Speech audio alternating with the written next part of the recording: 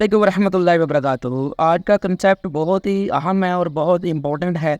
Centre of mass, ये basically physics का concept है और इसको हम समझते हैं एग्जाम्पल की मदद से।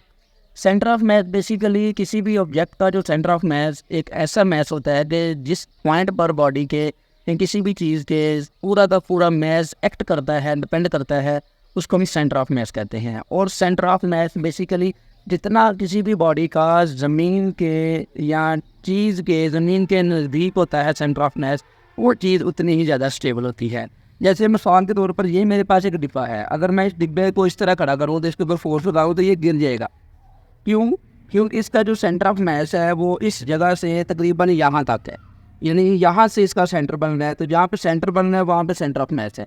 लेकिन जब मैं इस चीज़ को, इस डिब्बे को इस तरह मैं करता हूँ, अब इसका सेंटर ऑफ मास तकरीबन ज़मीन से या इस जगह से यहाँ तक है। अब इसके ऊपर फोर्स लगा हुआ है तो ये गिरेगा नहीं।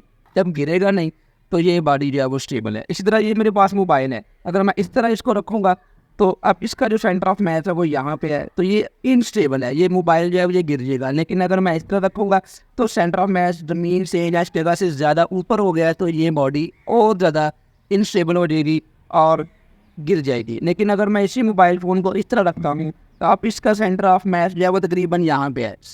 अब ये बॉडी जो है स्टेबल। अब इसके ऊपर फोर्स लगाऊंगा तो मोबाइल जो है वो गिरेगा नहीं। ये बेसिकली गाड़ियाँ वगैरह बनाई जाती हैं, इसी को इनको भी जाना हम बेसिकली इसी सेंटर ऑफ मास के अकॉर्डिंग ही बनाते हैं ताकि ये स्टेबल रहें। इस तरह जो मेरे पास मार्बल है, तो इस मार्बल को हम इस तरह खड़ा करेंगे तो इसके ऊपर फोर्स लगाएंगे तो ये बड़ी आसानी से गिर जाएगी, क्योंकि इसका जो सेंटर ऑफ मास है वो इस जगह से लेकर तकरीबन यहाँ तक है। तो किसी भी चीज़ का जो सेंटर ऑफ मास है वो ज़मीन से जितना ऊपर की तरफ होगा वो चीज़ उतनी ही ज़्यादा अनस्टेबल होगी, और जिस चीज़ का मास, सेंटर ऑफ मास ज़मीन के जितना नज़दीक होगा वो स्टेबल होगी। इसकी बेहतरीन मिसाल एक और भी है कि जब हम एक बाल्टी के अंदर जब पानी डालते हैं और वो पानी के साथ भरी हुई बाल्टी को जब हम लेके चलते हैं तो हम अक्सर ऐसे टेढ़े हो जाते हैं और हमारा ये वाला जो हाथ है ये ऊपर हो जाता है, और जबकि जिस हाथ में बाल्टी होती है वो इस तरह हो जाती है।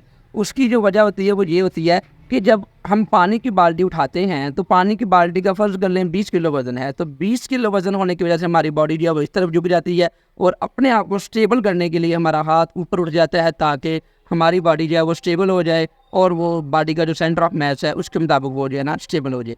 तो बेसिकली सेंटर ऑफ मास जितना ज़मीन के नज़दीक होगा हमारी बॉडी उतनी ही स्टेबल होगी, और जितना ज़मीन से दूर होगा उतनी ही अनस्टेबल होगी। इस वीडियो को अपने साथ लाजमी शेयर कीजिएगा। Thank you. अल्लाह।